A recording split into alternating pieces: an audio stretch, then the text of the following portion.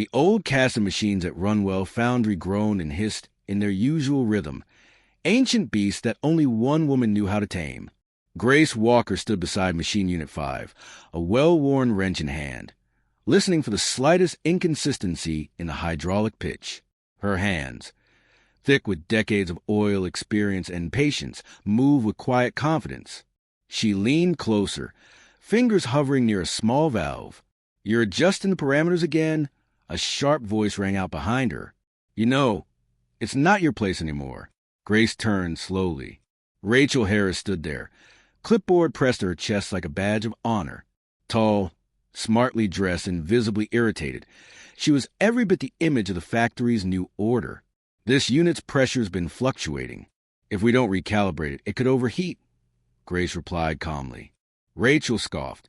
"Anyone would think you're the supervisor. Newsflash, you're not." "I am. You're just clinging to nostalgia." The small group of technicians watching from behind pretended to be busy, afraid of siding with either woman. Grace looked at them, her gaze lingering on Ben Moore, a soft-spoken junior who always listened more than he spoke. He looked away quickly. "I'm not here for authority," Grace said. "Only to make sure we don't lose a $600,000 casting unit." Rachel crossed her arms. "And I'm telling you, we reviewed the machine specs. It's fine. Now go sign your retirement papers and stop meddling." The words fell like a gavel. Grace straightened. "That machine was imported from the U.S. 20 years ago. I was trained directly by the American engineers who installed it." Rachel rolled her eyes. "Yeah? And what did that training get you? A wrench and a workbench."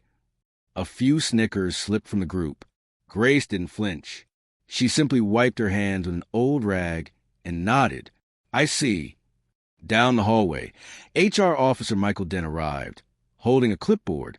"Ms. Walker, we need your signature on the exit clearance," he said, voice low, almost apologetic. Grace looked one last time at the machine, then to Ben. "Keep an ear out for Unit 5, she said softly. "If it starts humming louder during cooling cycles, it's a pump valve misfire. Adjust the torque by—" Rachel snapped. "Enough? No more lessons, no more warnings. You're done." Grace held her gaze for a long moment, then handed the rag to Ben.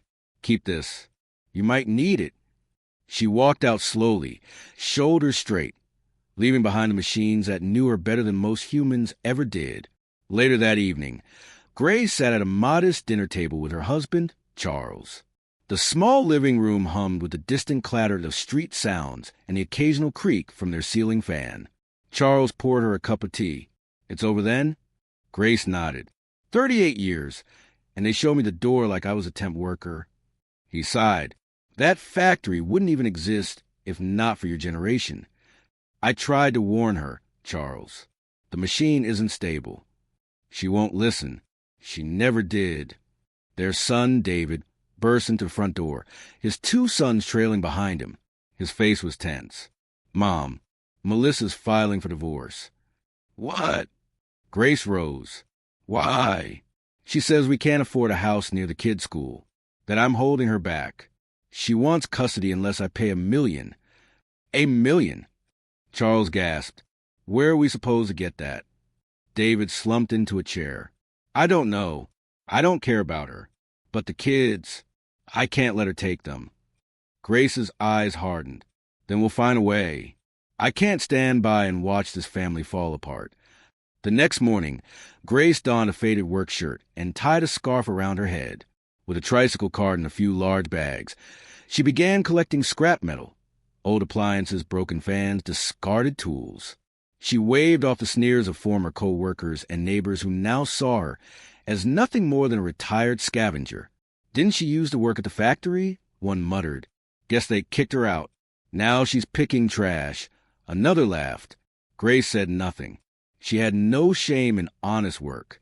That afternoon, while collecting discarded motors behind Mall, she noticed a familiar face. Ben Moore, the young technician from the factory. He was crouched near a dumpster, inspecting a discarded control panel. "You remember what I said about the torque valve?" Grace asked quietly. He looked up, startled. "I do." "Good. You might need it." Back at Runwell, chaos was brewing. Machines were breaking down one by one. Rachel's confidence was unraveling. "Why is Unit 5 overheating?" she barked. "The pump pressure's too high." "We should have adjusted the torque," a technician muttered. "You said Grace was overreacting," another added. Rachel ignored them and stormed into Director Jonathan Reed's office. "We need help," she admitted. "How bad is it?" "We're already down 3 machines. The American experts said it could take weeks to recalibrate." Reed leaned back in his chair. "Wasn't Grace Walker the only one who knew those machines inside and out?" Rachel hesitated. "Find her," Reed ordered. "But—" "Find her now." As night fell, Grace finished sorting the day's collection. David returned from work, exhausted and worn. "They're still fighting over the divorce," he muttered. "And the school called. Tuition's overdue." Grace looked at the sky, quiet for a moment. "Then I'll go back," she said. "To the factory?" Charles asked. She nodded. "They'll come looking. When they do, I'll be ready." And somewhere deep inside, she knew it wasn't over. Not yet. Rachel Harris stood at the head of the operations room. Sleeves rolled up, eyes locked on the diagnostic screen in front of her. The graphs were spiking red, pressure surges, heat inconsistencies, and unstable pump responses. She jabbed her finger at a junior technician. "Get the parameters back to normal." "This system was reset yesterday." "We tried, Ms. Harris." The young man replied nervously. "But Unit 5 keeps overheating. It doesn't match the settings." Rachel gritted her teeth, then matched the machine to the settings. "That's what we pay you for." But as the technician returned to his station, he murmured to a colleague, "Grace would have spotted this before it even happened." Rachel heard him, but said nothing. Her jaw clenched tighter. In less than a week since Grace Walker's departure, her machines had failed. 2 had overheated. 1 had damaged a pressure pump beyond repair. Production had slowed to a crawl, and for the first time in nearly 15 years, Runwell Foundry had missed a shipment deadline. Worse, the American engineers they had contacted for urgent support had finally arrived, but not with solutions. Mike Carter, tall, blond, and aloof, stood in the machine bay surrounded by charts and coffee cups. "We'll need at least 3 weeks," he announced to Director Jonathan Reed. "These machines are old. The system's outdated. You're lucky they haven't exploded." Reed's face drained. 3 weeks? Impossible. We have 5 corporate orders waiting. Our entire Q3 output depends on these lines. Mike shrugged. "That's your problem." Across the city at Hengy Tech Industries, Chairman Robert Evans stood in a similar machine bay, his eyes fixed on the same type of casting unit that had caused chaos at Runwell. His own company had recently upgraded to the 6th-generation American systems, yet they were already showing inconsistencies. Production was delayed. Clients were threatening to cancel orders. What about recalibrating the pressure inputs? Robert asked his engineers. "They don't hold," one answered. "The calibration settings aren't registering properly. We've reached out to the U.S. team, but they can't come for another 2 weeks. Robert's face darkened. "Wasn't there a technician at Runwell who handled all the early-generation American machines?" he asked suddenly. "Yes," a staff member said, flipping through his tablet. "Grace Walker. She retired last week." "Retired," Robert repeated. "Or was pushed out?" "She was replaced by Rachel Harris, a younger, college-educated technician." Robert raised a brow. "But who actually understands the machines?" The staffer hesitated. "Everyone says it was Grace." Robert handed over his card. "Find her. Bring her here. I'll offer her whatever she wants."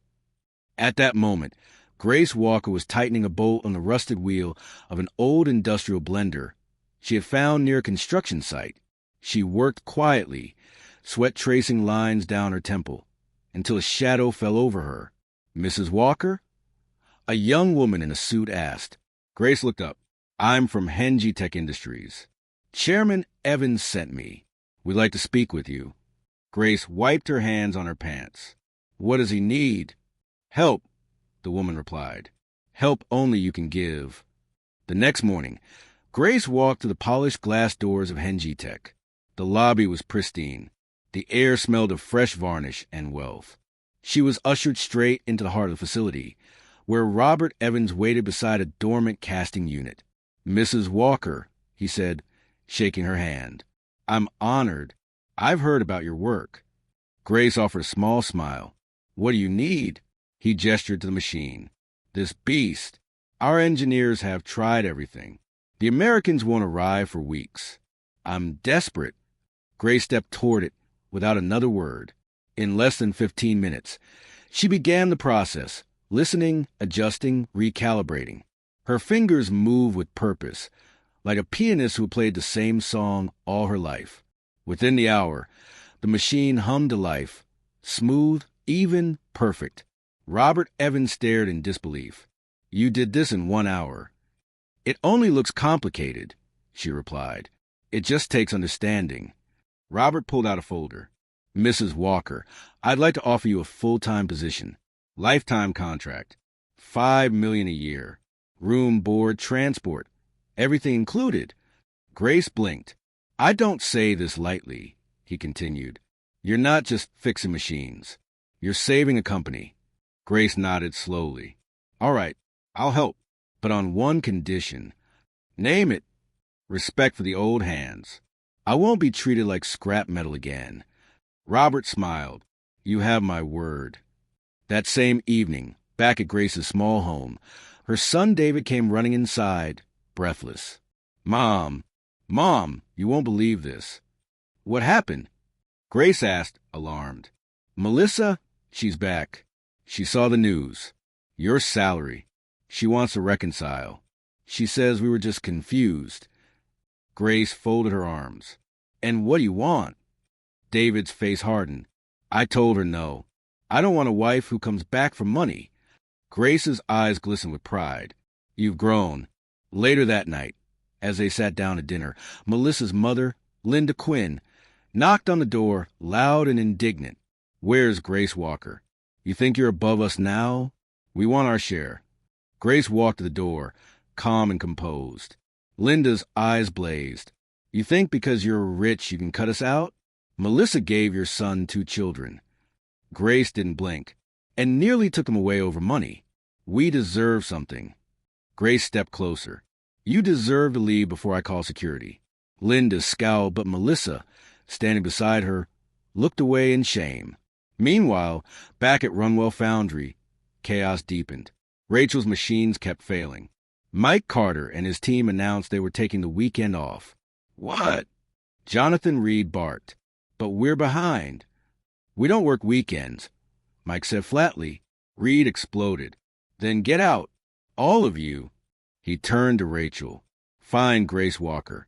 Bring her back, or this company dies." Rachel hesitated, pride clashing with desperation. But even she knew the truth now. Only one person could save the factory. The dawn sky stretched gray over the industrial skyline as the gates of Hengy Tech Industries opened. Trucks rolled in. Forklifts roared to life.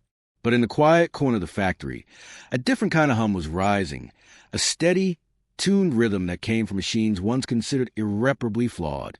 Grace Walker stood alone in the machine bay, eyes fixed on the display panel of Casting Unit 17. Her calloused fingers danced across the screen, tapping in parameters she had memorized decades ago, now subtly adapted to the 6th-generation control system. The machine rumbled, then purred. A technician clapped quietly from behind. "That's the 3rd one this morning." Grace turned to see Ben Moore, the young man from Runwell, now wearing a Hengy Tech badge. "Didn't expect to see you here," she said, smiling faintly. "I didn't expect to be here," Ben replied. "Chairman Evans offered me a spot after I, left Runwell." "Left or pushed?" Grace asked gently. Ben looked away. "Depends who you ask." Grace nodded knowingly. She had seen too many like him, talented, overlooked, and crushed under layers of arrogance.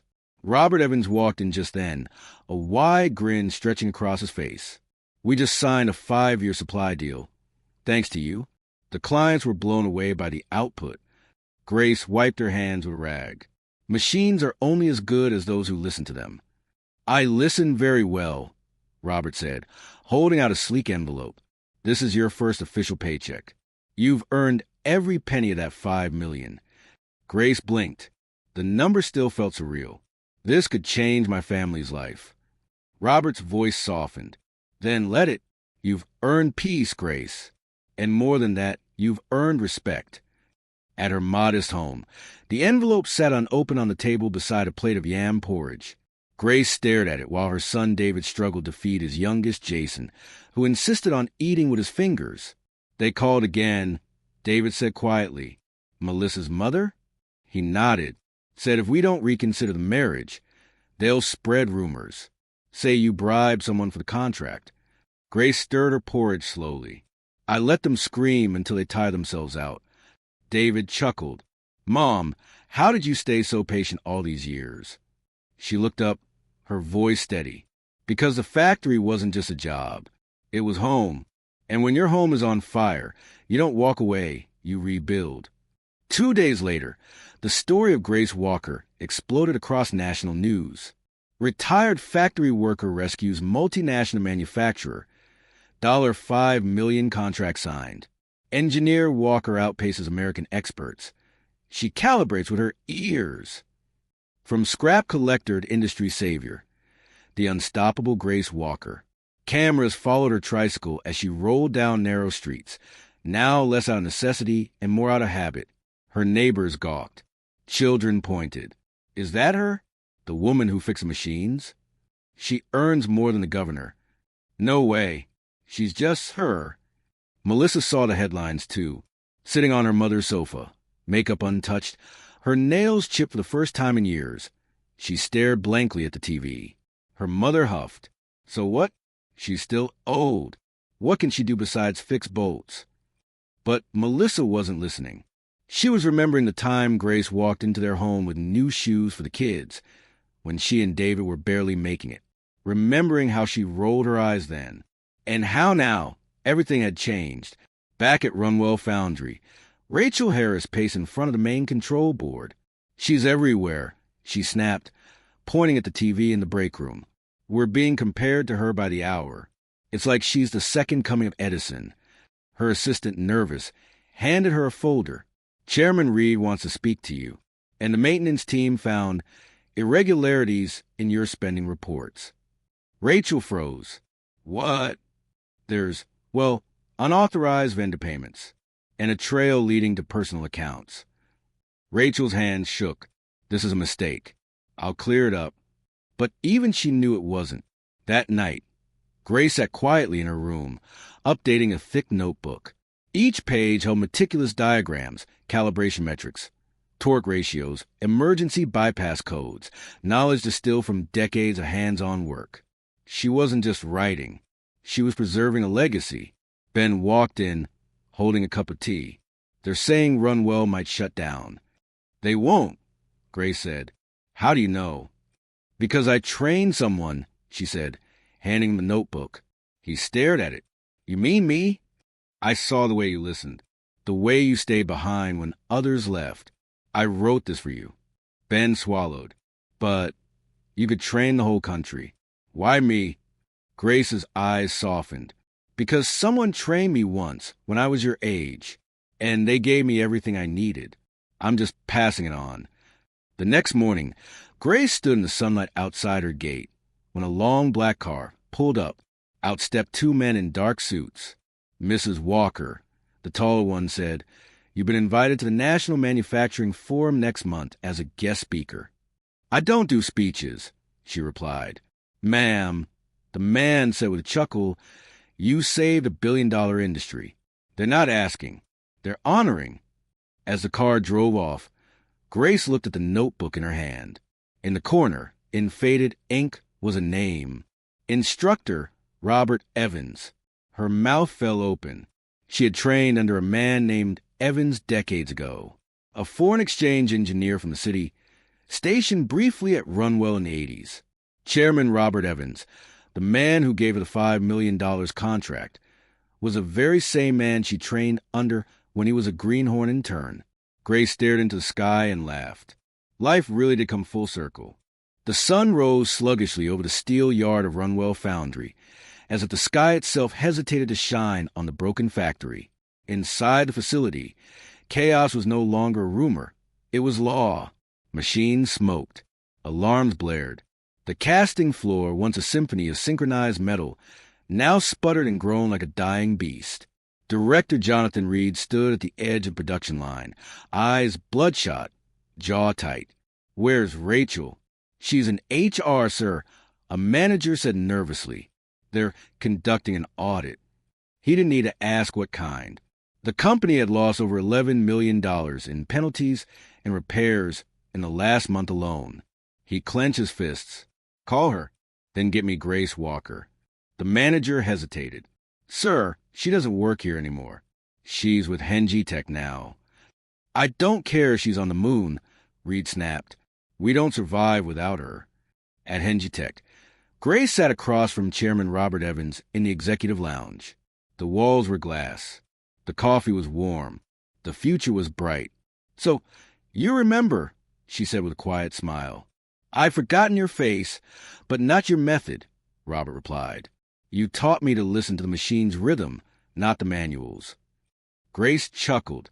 "And now you're the chairman. And now you're the highest paid engineer in China." They sipped their drinks in silence until a secretary entered, holding a tablet. "Mr. Evans, urgent message from Runwell. Director Reed is requesting a meeting with Ms. Walker." Robert's eyes narrowed. "What's his tone?" "Desperate," she replied. Grace sighed, her fingers tapping her cup. "He let Rachel run the place into the ground." "Yes," Robert said, "and now he wants you to save it." The next morning, Grace stood at the rusted gates of Runwell Foundry, this time arriving in a chauffeur-driven car. She stepped out wearing a gray utility jumpsuit, hair tied back, notebook in hand. A crowd of former colleagues watched in stunned silence. "Is that Grace?" "She's back." "No way, look at that car." Rachel Harris stood near the main building, pale and nervous.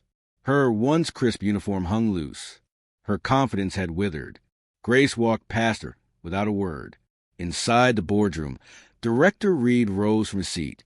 "Grace, I know we didn't part well, but I'm not here to reminisce," she interrupted. "Where the machine logs." He motioned to a cart of papers. "We've had 4 more pump failures. Even the American experts have given up."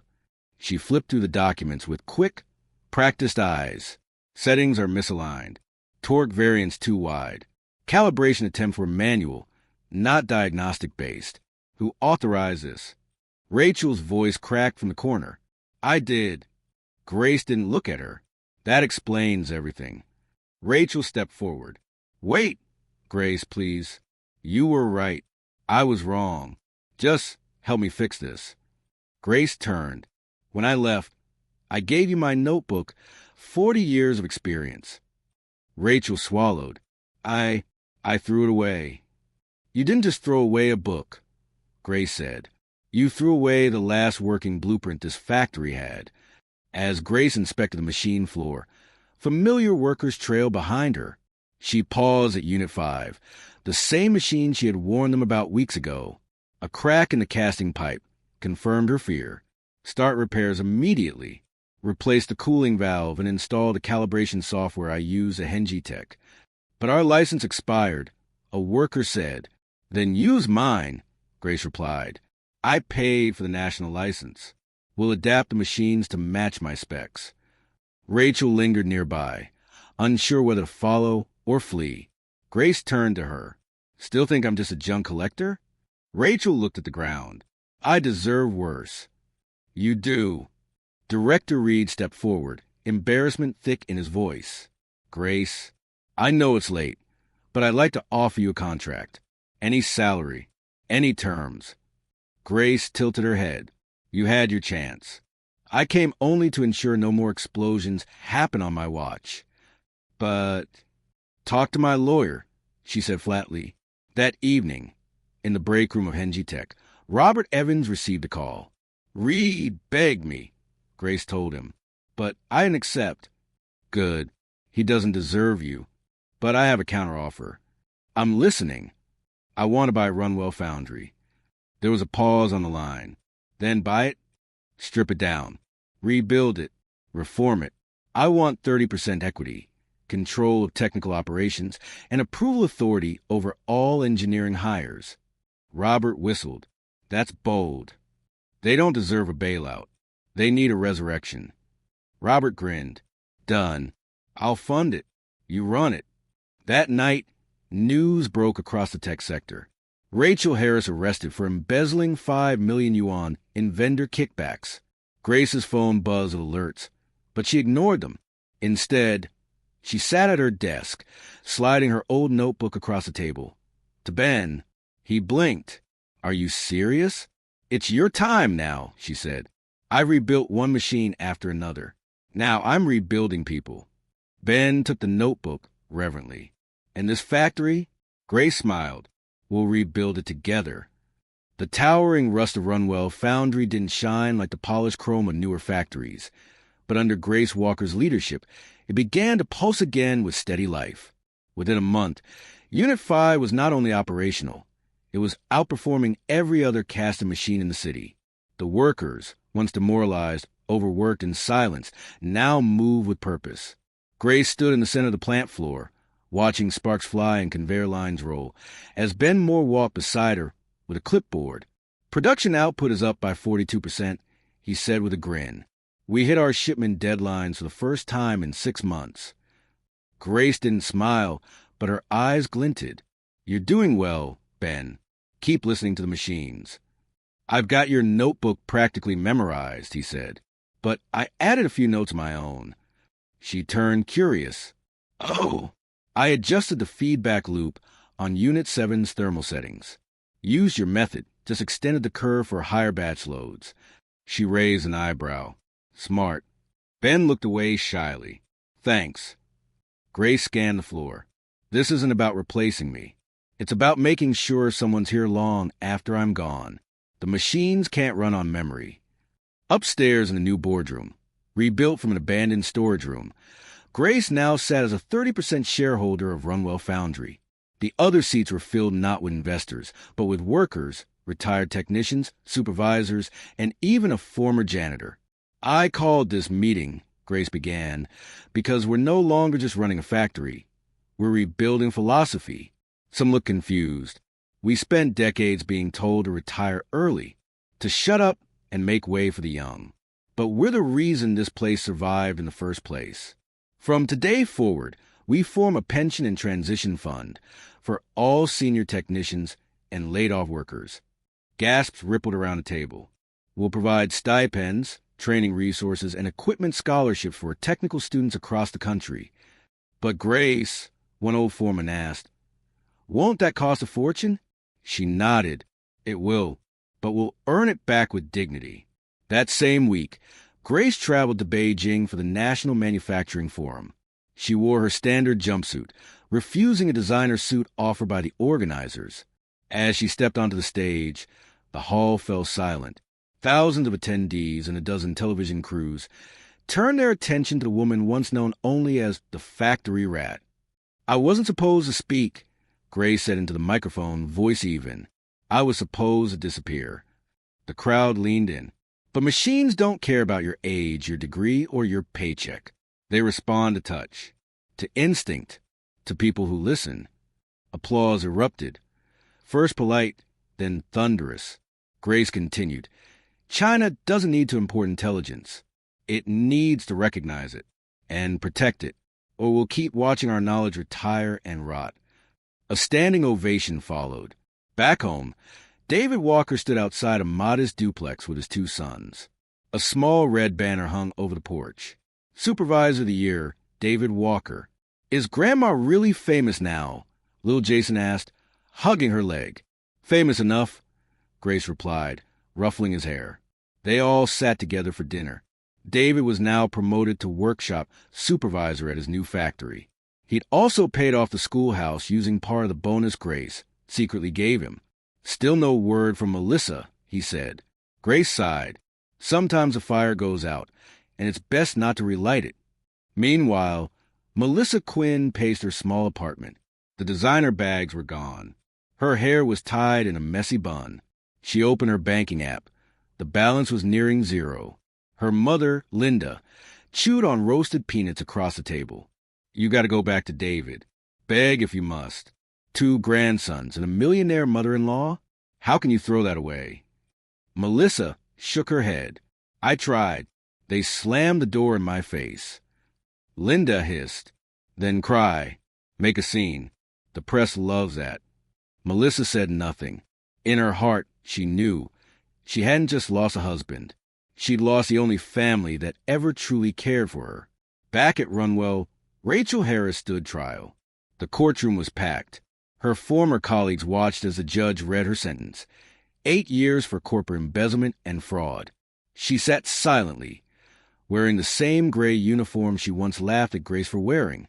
As the bailiff led her away, she caught a glimpse of a technical manual on the desk, a published copy of Grace's original notebook. On the cover, beneath a photo of casting equipment, it read, "Listening to Steel, the Grace Walker Method." Rachel lowered her head. That evening, Grace received an unexpected email from Huihong Steel, the nation's largest manufacturer. "We would like to license your calibration method across our national production plants. $50 million offer enclosed." Grace stared at the figure, stunned. $50 million, she whispered. Ben peeked at the screen. "Are you going to sell it?"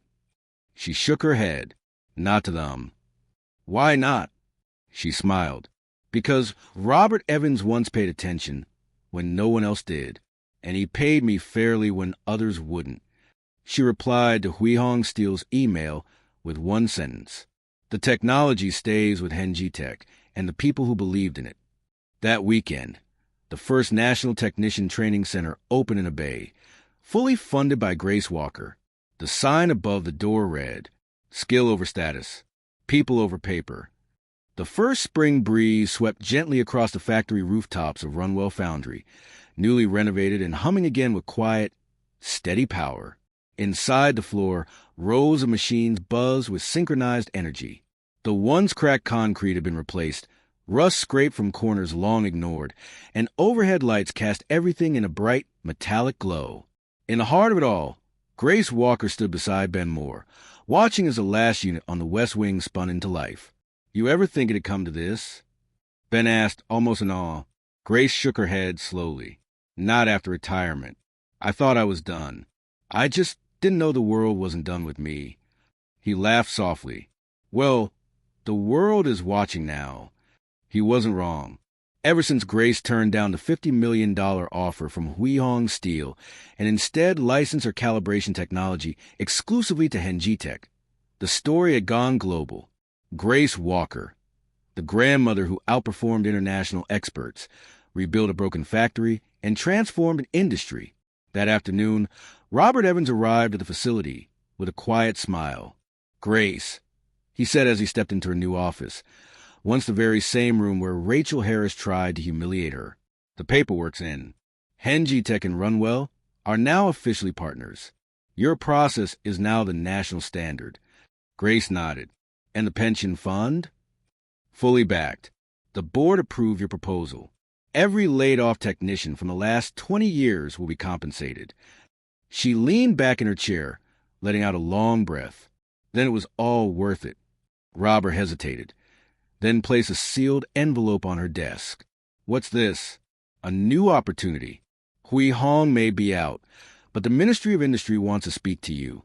They're building a new national equipment lab in Shenzhen. They want you to lead it." Grace blinked. "That's across the country." "I know, but they're offering full autonomy, unlimited funding, and your pick of engineers. You could train a whole new generation." Grace stared at the envelope for a long time. "I'll think about it." Robert smiled. "Take your time. But I know you. You're not someone who rests for long." At home that evening, David arrived with the boys in tow. "Grandma! Grandma!" Jason shouted, running toward her with a hand-drawn picture. "It's you, see? Fixing a machine." Grace laughed, holding the crayon sketch drawing to her chest. "This is better than any paycheck." David stepped inside with a few bags of groceries. He told his teacher he wants to be a technician when he grows up. "I hope he's better at it than I am." "Mom!" David said quietly, I know you want to keep helping me, but you've done more than enough. I'm ready now. Really? She studied his face, calm, assured, standing tall. Not the boy she raised. A man, a father, a leader. I know, she said softly, and I'm proud. They sat together in the living room, eating simple food and watching a documentary on steel production. At one point, the narrator said, modern engineering owes its survival not only to innovation, but to preservation. People like Grace Walker remind us that the past still powers the present. David chuckled. Hey, you're famous again. Grace rolled her eyes. Famous people don't clean their own floors. A few days later, in a quiet ceremony, Runwell Foundry unveiled a bronze statue at its gates. It wasn't tall or grand, but detailed, humble. It depicted Grace holding a wrench in one hand and a machine schematic in the other. The plaque beneath read, Grace Walker, technician, mentor, guardian of steel. Former workers attended. New ones cried. Even retirees hobbled out of vans just to touch the base of the statue with reverence. But not everyone was there to celebrate. At the edge of the crowd, Melissa Quinn watched silently. She wore dark glasses, her hair pinned up. Her mother, Linda, wasn't with her. She stood alone. When the ceremony ended, she approached slowly. David met her outside the gates. I just wanted to see her, she said. She's inside, David replied, with your sons. Melissa bit her lip. They don't even ask about me anymore. That's because you stopped being a mother before you left. She looked down. I made mistakes. You did, David said gently, but this isn't the place to fix them. You'll have to do that on your own.